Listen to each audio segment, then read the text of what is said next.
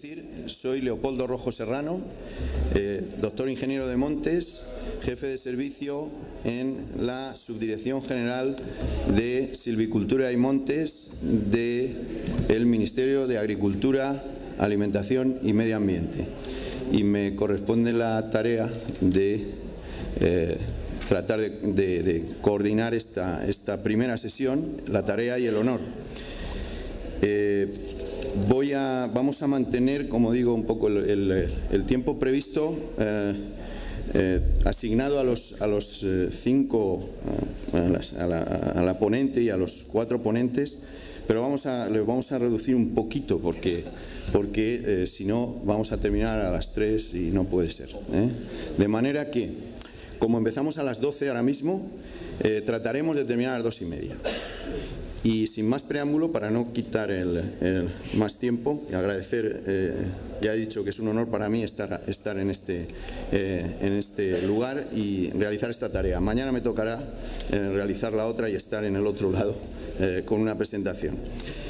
En primer lugar, voy a presentar a don Alejandro Cunningham, que es consultor y secretario del Comité de Colofonia de la Pine Chemical Association. Tiene más de 30 años de experiencia en diversos trabajos, el señor Cunningham, en diversos trabajos en todo tipo de productos resineros, en la formulación de pastas estimulantes, comercialización de mieras y derivados, plantaciones forestales, procesos industriales, etc. En la actualidad realiza consultoría con clientes en todas las partes del mundo, Latinoamérica, Norteamérica y China principalmente. He olvidado decir recordar, aunque está en el programa, que la idea es que esta sesión nos permita aproximarnos a una panorámica mundial, que empezará el profesor Cunningham, a una panorámica mundial, el contexto mundial. Luego nos aproximaremos con un poquito más de detalle al panorama ibérico y finalmente iremos, o la idea es que entremos en el conocimiento de la relación con el desarrollo rural y con las políticas de desarrollo rural y las políticas del territorio, en definitiva, de gestión del territorio en el ámbito de la resinación. De manera que el profesor Cunningham tiene la palabra. Tiene usted 22 minutos. No me gusta cumplir esta tarea, pero voy a intentar hacerlo y creo que sé hacerlo. Así que, con toda amabilidad, por favor, pido disculpas ya a todos los ponentes, porque si en algún momento os tengo que hacer una indicación, lo haré con toda cortesía. Adelante, profesor. Muchas gracias. Muchas gracias por la presentación y también muchas gracias a los organizadores de este simposio internacional por la nueva oportunidad de presentar ante ustedes la situación del mercado de los productos resinosos. El año pasado nos reunimos en octubre en Burdeos y ahí hablamos un poco de la perspectiva de mercado. Hablamos de situaciones de precios, de volúmenes de producción a nivel mundial de productos resinosos. También eso incluyó algún análisis de costos de mano de obra, especialmente en China, qué es lo que está aconteciendo. Bueno, hoy vamos a enfocar el tema desde otro punto de vista y en este caso va a ser desde el punto de vista de la operación de resinación, ¿no es cierto? Y cuál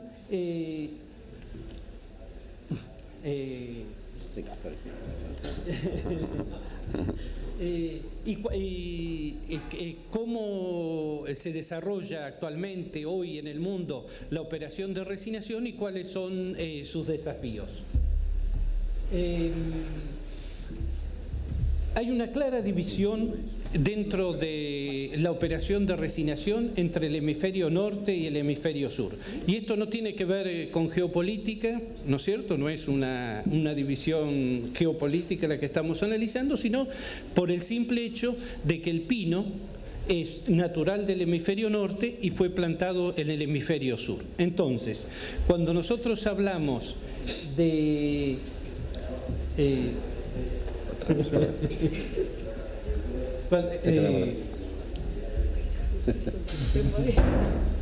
Cuando nosotros hablamos de producción de resinas en China, Indonesia, Nepal, México, estamos hablando de producciones de resina, de operaciones de resinación llevadas a cabo en plantaciones naturales, ¿no es cierto? Y cuando hablamos de esa misma operación realizada en Sudamérica, por ejemplo en Brasil, Argentina, Uruguay, estamos hablando de operaciones desarrolladas sobre pinos plantados.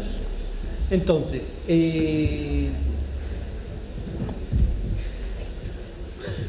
Saltou muito.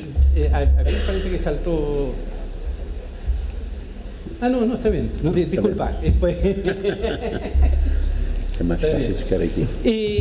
¿Cómo se resina hoy? Bueno, básicamente son 4 sistemas que se están usando en el mundo hoy.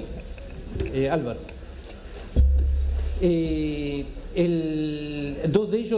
Dos sistemas de ellos totalmente arcaicos, ¿no es cierto? El sistema MASEC y el sistema UGES. El sistema UGES, muchos de ustedes se acuerdan porque se aplicó acá en España y en la península ibérica, y aunque parezca mentira, todavía hoy ese sistema se aplica en Indonesia, en Nepal, en India. Podemos observar resinación con este sistema en México, ¿no es cierto?, en Centroamérica. O sea, a pesar de estar en otro siglo, todavía vemos que muchas operaciones alrededor del mundo usan este sistema. También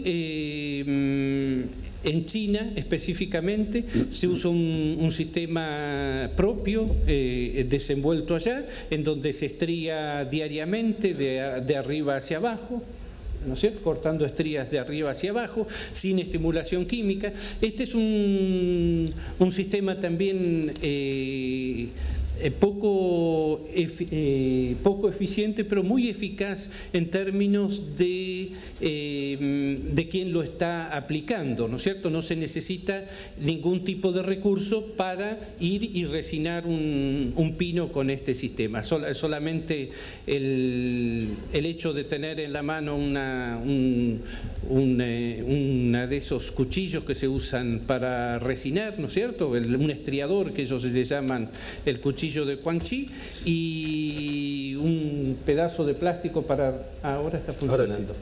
Ahora está funcionando. Y un pedazo de plástico para recoger la resina es suficiente.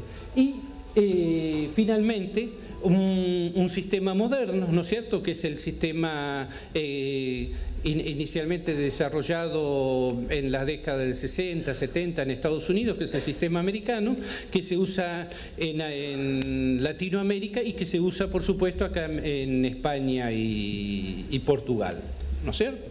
Entonces, cuando hablamos de este sistema moderno, tenemos que acordarnos que ese sistema fue inicialmente desarrollado en los 1920 en Estados Unidos por Elois Gehring. O sea, estamos hablando de un sistema de resinación moderno, pero no tanto. ¿Ok?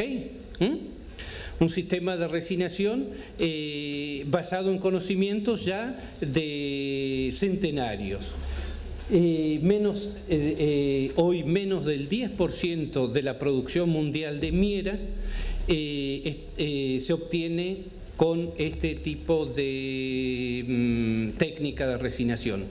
El resto de la miera es todavía obtenida por el sistema chino o el sistema de MASEC o RIL, bien arcaicos e ineficientes. Y acá, cuando hacemos esa división de norte-sur, de pinos naturales y pinos plantados, tenemos que destacar la diferente situación que existe acá en la península ibérica, donde a pesar de estar en el hemisferio norte, se está aplicando una técnica de resinación considerada moderna hoy, ¿no es cierto? Que no es lo mismo que ocurre con China, Indonesia, Nepal y otros países. O sea, a pesar de que se está trabajando sobre florestas, bosques de pinos naturales, la técnica de resinación es la más moderna existente en este momento, la que se aplica acá en España y Portugal. ¿Cuáles son las especies de pinos resinadas? A nivel mundial y considerando para la zafra 2011-2012 un total de 1.230.000 toneladas de miera producidas en el mundo, 1.230.000 toneladas de miera, vemos que casi el 60% es originaria del Pinus masoniana chino, ¿no es cierto? Después la segunda especie resinada es el Elioti, tanto en China, Brasil y otros países, como puede ser Vietnam, Argentina, Uruguay, ¿no es cierto? Después tenemos el Pinus mercusi, casi exclusivamente de Indonesia, con alguna pequeña cantidad también resinada en China. El Pino caribia, los pinos Simón quesilla y yunanensis. Y dentro de esas otras especies podemos mencionar las otras variedades de Caribia, el Pinus ocarpa, el Pinus tecunumani, por supuesto el Pinus pinaster, ¿no es cierto? Por ejemplo, para el Pinus pinaster, comparemos que deben de ser hoy unas 7.000 toneladas, más o menos las que se producen anualmente, ¿no es cierto? Representan menos de un 0,5% de la producción mundial. ¿Ok?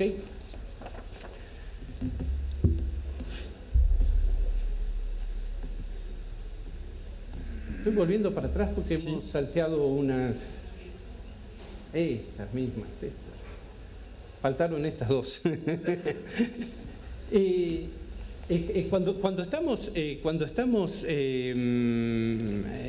Cuando estamos comparando lo que acontece en el hemisferio norte con pinos plantados y en el con pinos naturales y en el hemisferio sur con pinos plantados, podemos destacar situaciones bastante interesantes hoy dentro de la industria de la resinación en el hemisferio sur. Por ejemplo, en este caso, la de existencia de plantaciones de pino que fueron plantadas con el principal objetivo de producir miera y como segundo objetivo el de producir madera, haciendo una inversión, ¿no es cierto?, en lo que era costumbre en la industria. Uno plantaba el pino para la producción de madera y la miera en un subproducto. Hoy,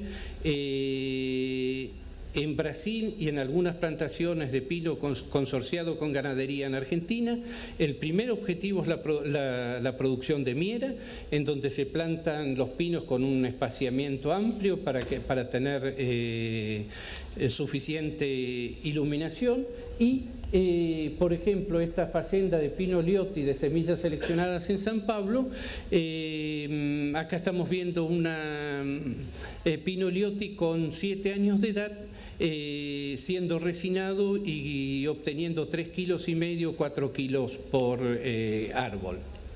¿No es cierto?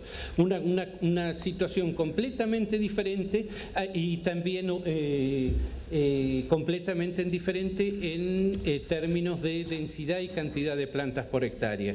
Cuando estamos hablando de pinos naturales, como en la China, Indonesia y el resto de los países del hemisferio norte, incluso lo que acontece acá en España y Portugal, sabemos que las densidades por hectárea, la cantidad de pinos por hectárea, pueden estar en 100, 200, 300 plantas por hectárea, y cuando vamos a florestas plantadas, ¿no es cierto?, en 3 por 3 metros, estamos hablando de 1.100 pinos por hectárea, ¿no es cierto?, situaciones completamente completamente diferentes. Lo normal en Brasil, por ejemplo, es encontrar hoy aprovechable unas 850 plantas por hectárea. ¿Ok? También otra forma bien diferente de encarar la operación entre el hemisferio norte y el hemisferio sur es el manejo de la mano de obra. En el hemisferio norte, el que se encarga de la operación es un resinero, ¿no es cierto? Es una persona que sale al monte, sale a resinar y está a merced de la situación del mercado, ¿no? Especialmente en China, y por eso ahí yo puse una foto de un resinero con un celular, está llamando a la fábrica y preguntando cuál es la situación de precio y viendo si colecta la resina o no. Esto trae unas inestabilidades de precio, ¿no es cierto? Este resinero es capaz de, como él corta estría todos los días, precisa visitar ese pino todos los días, entonces recoge la resina, la pone en una bolsa de rafia y si es necesario esconderla dentro de un pequeño lago donde él también cría patos y demás, la esconde. Entonces eso produce unas inestabilidades importantes en el mercado donde es desconocida el stock que realmente existe en el monte, ¿no es cierto? Y él, con la existencia y la cobertura de la telefonía celular en China que ha acontecido en la última década, él tiene la oportunidad de llamar a la fábrica, preguntar cuál es la situación y no caminar hasta la fábrica con ese saco de resina en el hombro y encontrarse que tiene que dejarlo ahí a un precio no conveniente, ¿no es cierto? Esto sumado, como comentábamos la vez pasada en Burdeos, donde este señor ya está pretendiendo un salario mensual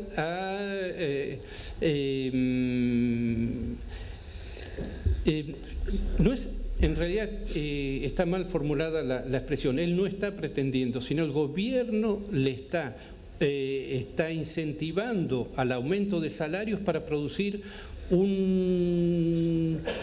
consumidores en Chile, para que la gente tenga el poder de consumir. Entonces a partir de eso necesitan hacer aumentos de salarios reales en términos reales, y eso está encareciendo la operación de resinación. Cuando hablamos en Brasil, por ejemplo, esto también ocurre en Argentina, Uruguay, estamos hablando de empresas de resinación donde el operario es un operario con salario, ese operario cobra 13 salarios, o sea, los 12 más el aguinaldo, tiene vacaciones pagas, todas las coberturas médicas, y esta señora queda embarazada y ella va a tener sus 4 meses de licencia, o sea, son empleados que trabajan bajo las mismas leyes laborales que cualquier otro empleado en cualquier otra actividad. Todos uniformados, equipos de protección individual, ¿no es cierto?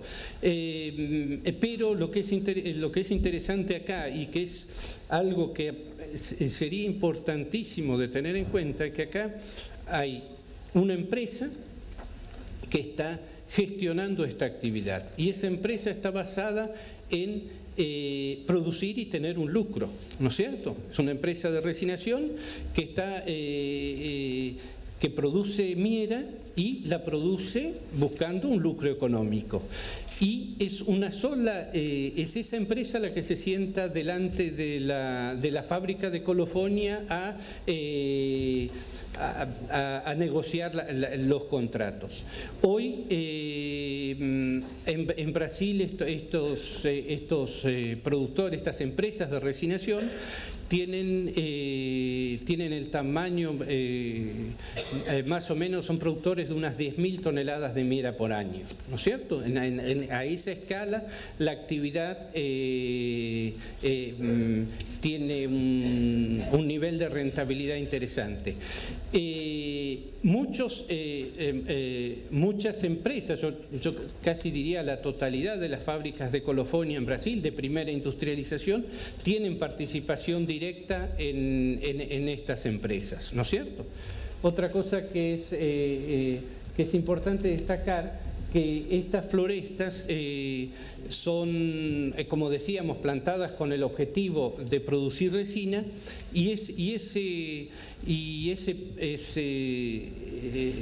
empresario que ha tomado esa decisión también es el propietario de la tierra, cosa que normalmente no ocurre en China y en los países del hemisferio norte, donde esas tierras son por lo general de origen comunitario. Bueno, vamos. Profesor, 5 minutos. 5 minutos, los desafíos. Le avisaré cuando le quede un minuto. Me quedan cuatro, así que está un minuto. Estupendo. Para cada una. Estupendo. ¿Cuáles son los desafíos? Todo parece muy lindo, pero nunca hay felicidad completa, ¿no es cierto? Entonces,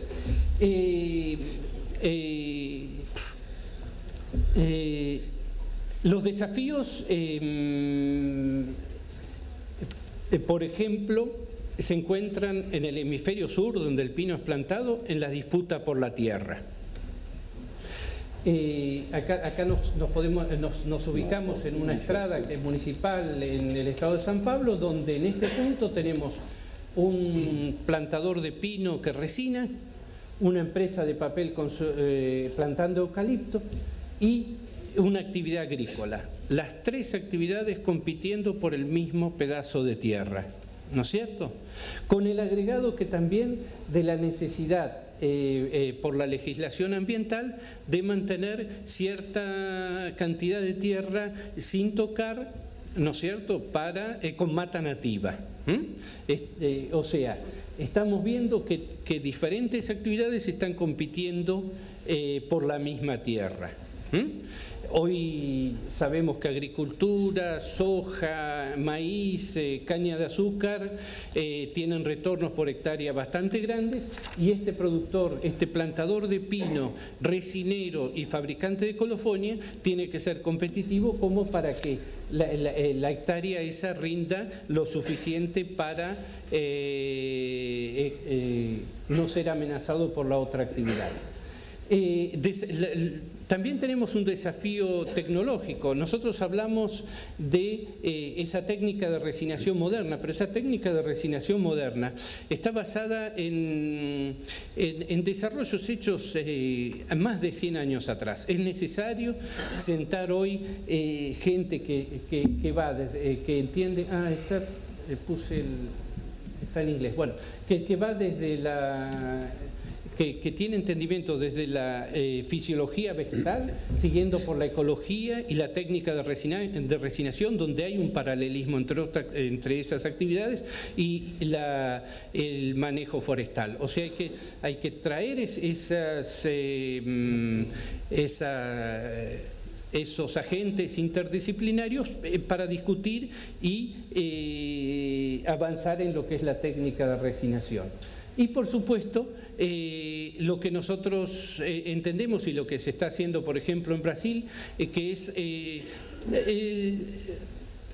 tratar de trabajar con la genética del pino, seleccionar plantas con alto rendimiento de miera y tratar de cortar el periodo ese entre el momento en que el pino está plantado y su primera corte para producir miera. En este caso estoy mostrando en Itapetininga, en el estado de San Pablo. Esta es una floresta del Instituto Forestal del estado de San Pablo, en donde se están resinando pinos en forma experimental con 3 años de edad.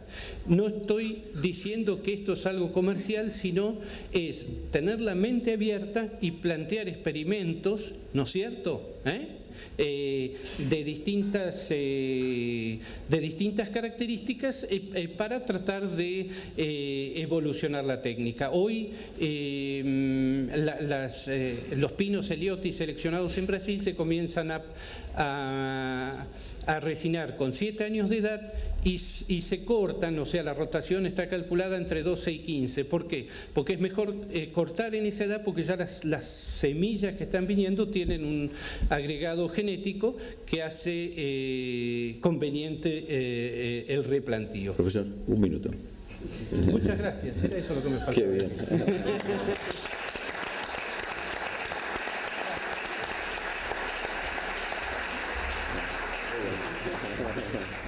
Bueno, tengo que agradecer al profesor.